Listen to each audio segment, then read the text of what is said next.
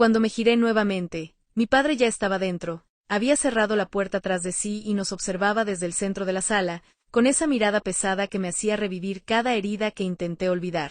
«Déjame verla», dijo él, dando un paso hacia mí. «No». Respondí sin pensarlo, retrocediendo instintivamente. La palabra me salió del alma, seca y definitiva. Mi padre frunció el ceño, sorprendido. Nunca antes en mi vida le había dicho que no. «¿Qué te pasa, Marisol? ¿Por qué estás así? Solo quiero conocer a mi nieta».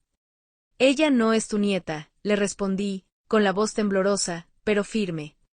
«No tiene nada que ver contigo». En ese instante, vi el entendimiento reflejarse en su rostro. Fue como si un rayo de lucidez lo atravesara. Lo comprendió todo. Entendió que yo sabía la verdad. Entendió que Sofía no era su nieta, sino su hija. Su expresión cambió por completo. El rostro se le endureció y los ojos se le volvieron fríos, helados. «Cuidado con tus palabras, niña», dijo en voz baja, con ese tono amenazante que me heló la sangre. «Hay cosas que es mejor dejar en el pasado». «Vete», le grité, sintiendo que las piernas me temblaban, pero sin moverme del lugar. «Vete y no vuelvas jamás. No quiero que te acerques a mi hija. Nunca». Me observó unos segundos eternos, midiendo mis palabras, como evaluando si debía imponerse o marcharse. Finalmente, se colocó el sombrero, giró hacia la puerta y antes de salir, se volvió una última vez. «No olvides que le debes obediencia a tu padre, Marisol. Siempre». Cuando la puerta se cerró, me derrumbé en el suelo, aún con Sofía en brazos. Lloré como nunca lo había hecho antes, de miedo, de rabia, de alivio y de impotencia. Sabía que aquel no sería el final. Mi padre no era un hombre que aceptara la negativa de una mujer, y mucho menos de una hija. Esa noche, cuando Gerardo regresó del trabajo, notó enseguida que algo no estaba bien. «¿Qué ocurre, Mari? Pareces haber visto un fantasma». Por un momento estuve a punto de contarlo todo, de vaciar mi alma y dejar salir el veneno que me estaba consumiendo. Pero el miedo volvió a silenciarme. Miedo de perder a Gerardo, miedo de perder a Sofía, miedo de destruir lo poco de paz que había logrado construir. «No es nada», mentí con una débil sonrisa. «Solo estoy cansada». Esa noche no pude dormir. Cada sonido, cada crujido de la casa, me hacía sobresaltarme, imaginando su sombra entrando por la puerta. Y durante los días siguientes, viví en constante alerta, con el corazón en vilo, temiendo que en cualquier momento, él regresara. Desde aquel día, no dejaba sola a Sofía ni un instante. La llevaba conmigo a todas partes, incluso cuando salía al patio a colgar la ropa o a comprar algo en la esquina. Gerardo notaba mi comportamiento extraño, pero lo atribuía al agotamiento de ser madre primeriza. «Tienes que descansar más, Mari», me decía con dulzura. «Déjame cuidarla un rato cuando estoy en casa». Y así, los meses siguieron su curso. Sofía crecía sana, fuerte y llena de vida, ajena al infierno silencioso que su madre cargaba por dentro. Aprendió a gatear, a dar sus primeros pasos, y una tarde, balbuceó una palabra que me hizo llorar. «Papá». Esa simple palabra fue una mezcla de dolor y alivio. Dolor, porque me recordaba la mentira en la que vivía. Y alivio, porque el único hombre al que llamaría padre, era aquel que realmente la amaba, Gerardo. Él era su verdadero papá, el único que quería que conociera en esta vida. Pero la calma no duró mucho. Cuando Sofía cumplió 1 año, recibí una carta de mi madre. Entre las noticias del pueblo y los saludos cariñosos, había un párrafo que me heló la sangre. «Tu padre está decidido a visitarlos el próximo mes. Dice que ya es hora de conocer a su nieta. Estamos juntando dinero para el pasaje». El pánico me invadió por completo.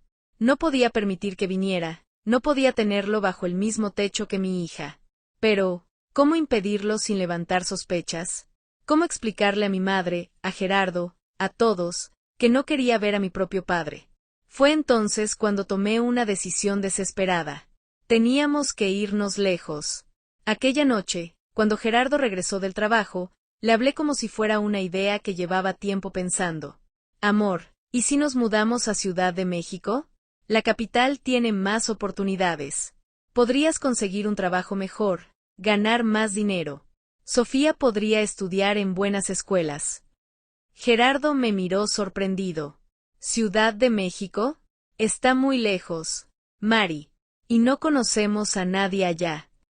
Precisamente por eso, insistí. Sería un nuevo comienzo. Siempre hablaste de mostrarme el mundo, ¿recuerdas? Podríamos empezar allí. Durante varios días volví una y otra vez al tema, usando cada argumento que se me ocurría, el futuro de Sofía, las oportunidades, la posibilidad de crecer. Jamás mencioné el verdadero motivo, el miedo. Finalmente, después de tanta insistencia, Gerardo cedió. Está bien, dijo al fin. Vamos a intentarlo. Si no resulta, siempre podemos volver. Al día siguiente, escribí a mi madre contándole la noticia. Le dije que Gerardo había recibido una oferta de trabajo irrechazable en la capital y que debíamos mudarnos de inmediato. Le pedí que avisara a mi padre que, lamentablemente, tendría que posponer su visita por tiempo indefinido. Vendimos lo poco que teníamos, juntamos nuestros ahorros, y en menos de un mes, subimos a un autobús rumbo a Ciudad de México. Sofía, con poco más de un año, dormía tranquila en mi regazo, sin saber que en realidad estábamos huyendo. Gerardo, a mi lado, sonreía emocionado por la nueva aventura. Yo, en cambio, oscilaba entre el alivio de escapar y el temor de ser encontrada. Los primeros meses en la capital fueron duros. La ciudad era un mundo distinto, ruidosa, inmensa, caótica. Alquilamos un cuarto en una vecindad de Tepito, donde compartíamos el baño y la cocina con otras familias. Gerardo encontró trabajo como ayudante en un taller mecánico. Ganaba poco, pero estaba cerca de casa. Yo comencé a vender tamales, una receta que había aprendido de una vecina del pueblo. Poco a poco, mis tamales se volvieron populares en el barrio. No ganábamos mucho, pero alcanzaba para vivir y ahorrar un poco cada mes, soñando con una vida más estable para Sofía. Así transcurrieron casi 2 años de relativa paz. Sofía crecía feliz, corriendo por los pasillos de la vecindad, hablando sin parar, llenando de risas aquel lugar gris. Gerardo fue ascendiendo en el taller, y nuestra situación mejoró un poco. Yo seguía con mi puesto en el mercado, vendiendo los tamales que ya muchos conocían. Hasta que un día, el pasado volvió a alcanzarme. Estaba en mi puesto, concentrada preparando un nuevo lote, cuando escuché una voz que me heló el alma. No puedo creerlo, te encontré, hija mía. Levanté la vista, y ahí estaba él, mi padre, más viejo, más cansado, pero con la misma mirada que me había perseguido por años en las pesadillas. ¿Cómo me encontraste? Pregunté apenas en un susurro. Él sonrió con una mueca que no alcanzó los ojos. No fue fácil, respondió. Pero ya ves, el destino siempre nos vuelve a reunir. Un padre siempre encuentra a su hija, sin importar dónde se esconda. Esas fueron sus palabras. Más tarde supe que me había rastreado pacientemente durante casi 2 años, siguiendo pistas sueltas, comentarios de conocidos, cartas de mi madre donde mencionaba vagamente la ciudad, rumores, direcciones antiguas. Había tejido una red de información con precisión enfermiza hasta dar conmigo frente a frente, como si una pesadilla se materializara a plena luz del día. ¿Qué quieres? Pregunté con el corazón encogido, mirando alrededor para asegurarme de que Sofía no estuviera cerca. Por lo general se quedaba con una vecina mientras yo trabajaba, pero a veces pasaba a verme.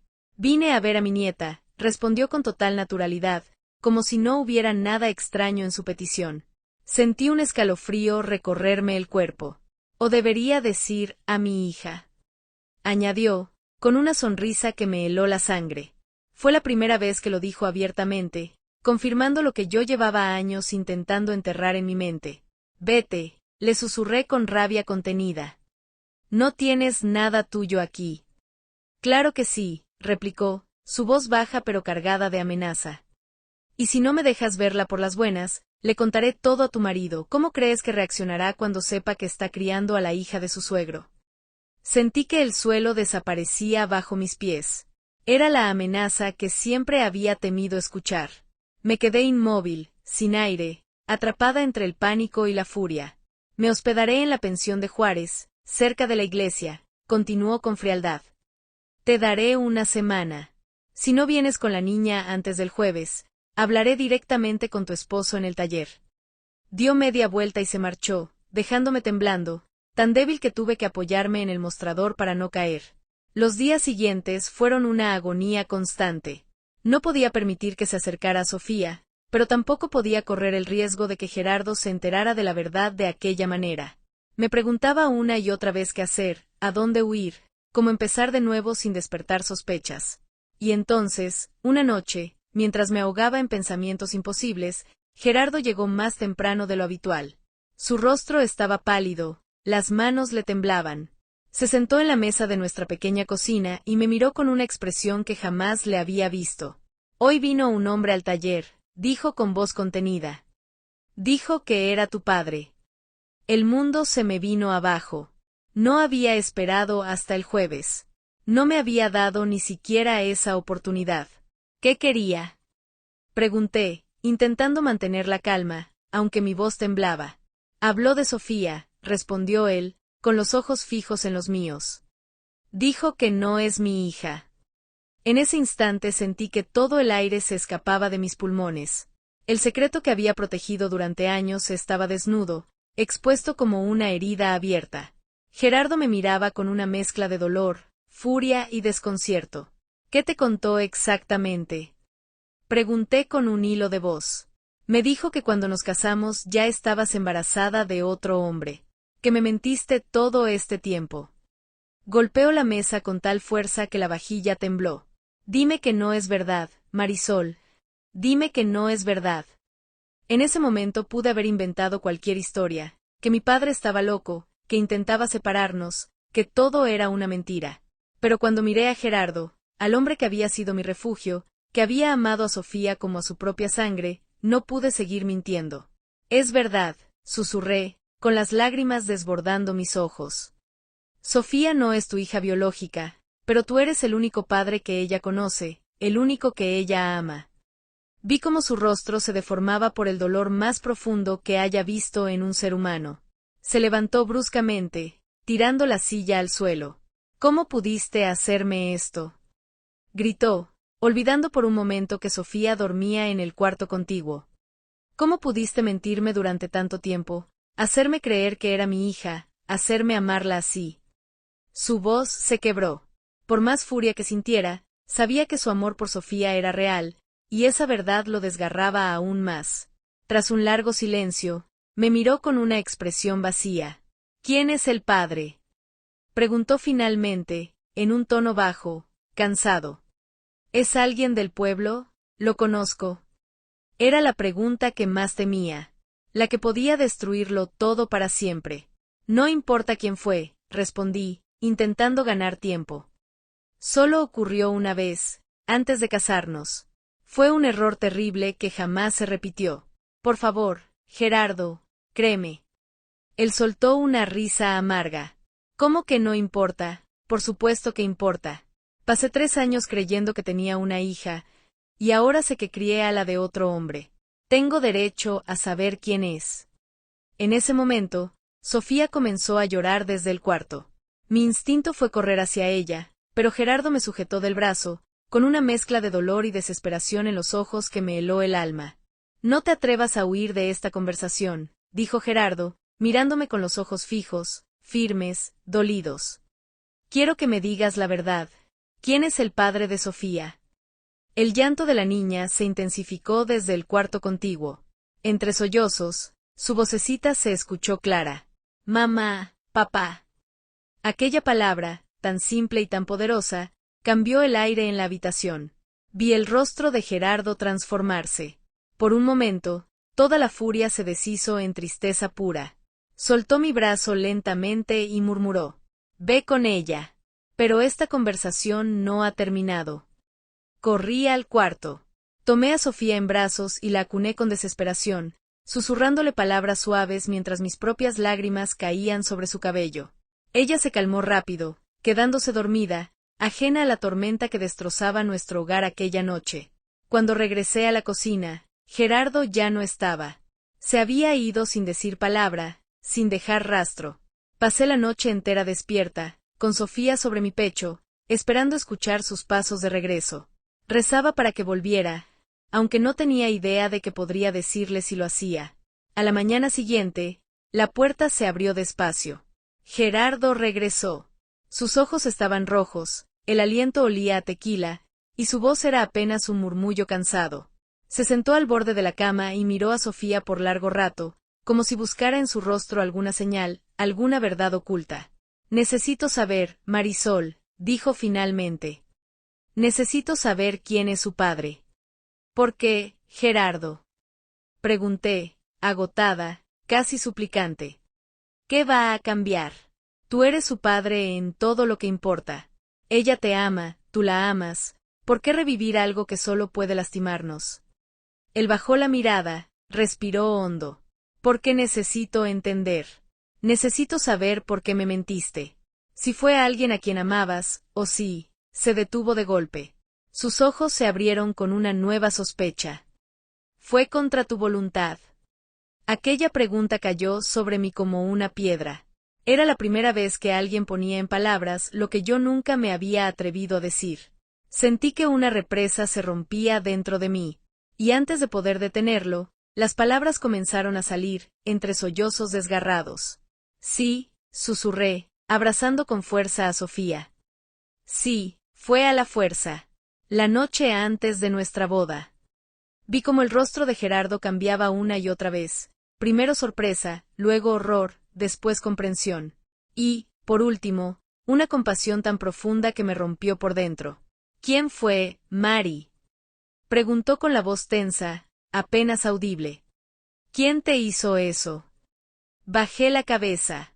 No podía mirarlo. Mi padre, dije al fin, tan bajo que tuvo que inclinarse para oírme. Fue mi padre. El silencio que siguió fue eterno. Cuando al fin me atreví a levantar la vista, vi en su rostro horror, repulsión y una furia contenida. Tu padre, repitió, incrédulo. Tu propio padre te hizo eso, y después vino aquí a ver a Sofía. Asentí, sin poder pronunciar una sola palabra más. Entonces, le conté todo. La noche de la boda. El miedo. El embarazo. La mudanza a la capital. La huida. Y finalmente, la aparición reciente de mi padre en el mercado. Gerardo escuchó en silencio, los puños cerrados tan fuerte que los nudillos se le pusieron blancos. Cuando terminé, se levantó, caminó hacia la ventana y miró la calle, con la mirada perdida. ¿Dónde está? Preguntó con frialdad. En la pensión de Juárez, cerca de la iglesia, respondí, temblando. Pero por favor, Gerardo, no hagas nada. Puede ser peligroso. Puede lastimarte. Él se volvió hacia mí, y por primera vez desde que lo conocía, vi lágrimas en sus ojos. ¿Por qué no me lo dijiste antes, Mari? ¿Por qué cargaste sola con algo así? Yo te habría creído. Te habría ayudado. Tuve miedo, confesé, llorando otra vez. Miedo de que no me creyeras. De que pensaras que ya no era digna de ti. Tenía miedo de perder lo único bonito que me había pasado en la vida. Gerardo se acercó despacio. Se sentó a mi lado y me abrazó con fuerza. Un abrazo largo, cálido, que decía todo lo que las palabras no podían expresar. Te amo, Marisol, susurró con voz quebrada. Te amo desde el primer día que te vi en aquella kermés. Nada de lo que él haya hecho cambia eso. Miró a Sofía, dormida entre nosotros, y añadió, ella es mi hija. No importa cómo llegó a este mundo. Lo es aquí. Dijo, tocándose el pecho. Y por primera vez en 3 años, sentí que podía respirar de verdad. El peso de mi secreto se había ido, y aunque el futuro seguía incierto, en ese instante, nació una esperanza nueva. ¿Qué vamos a hacer ahora? Pregunté en voz baja.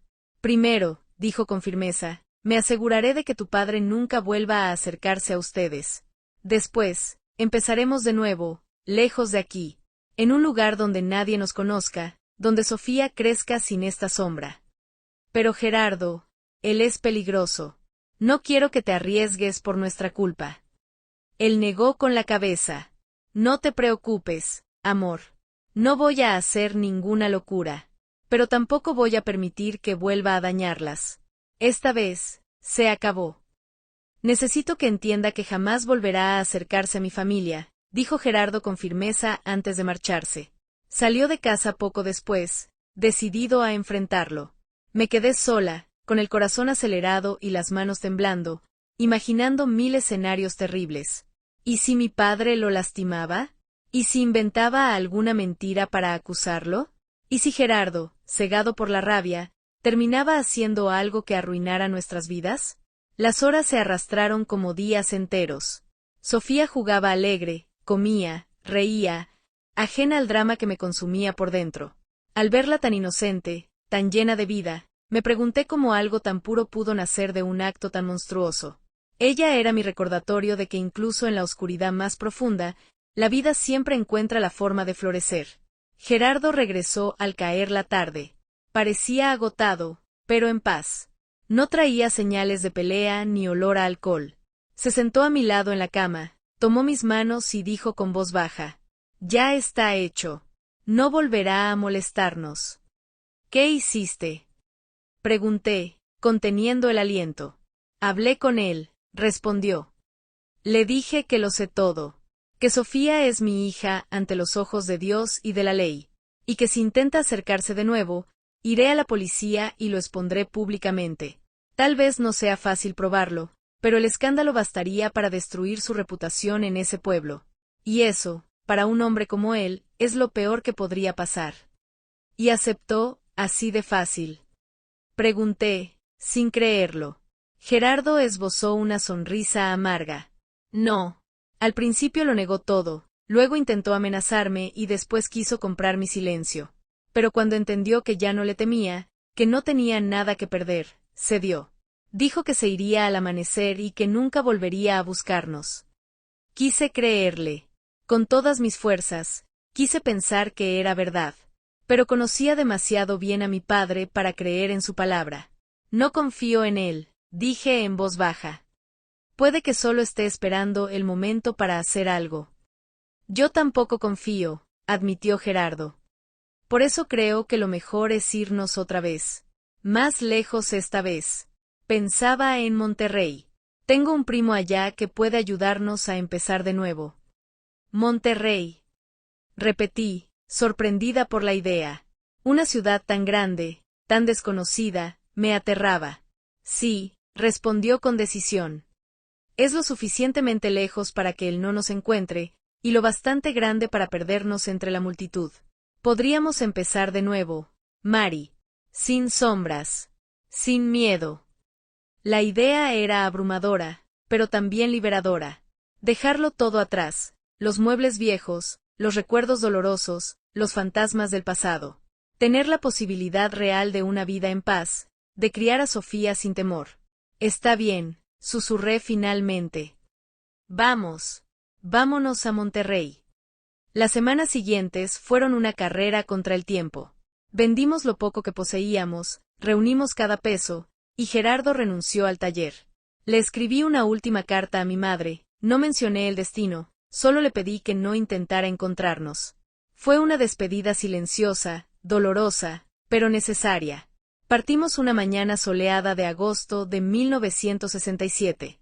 Sofía, con 3 años y medio, iba emocionada por el viaje. Le dijimos que sería una gran aventura, un paseo largo en autobús.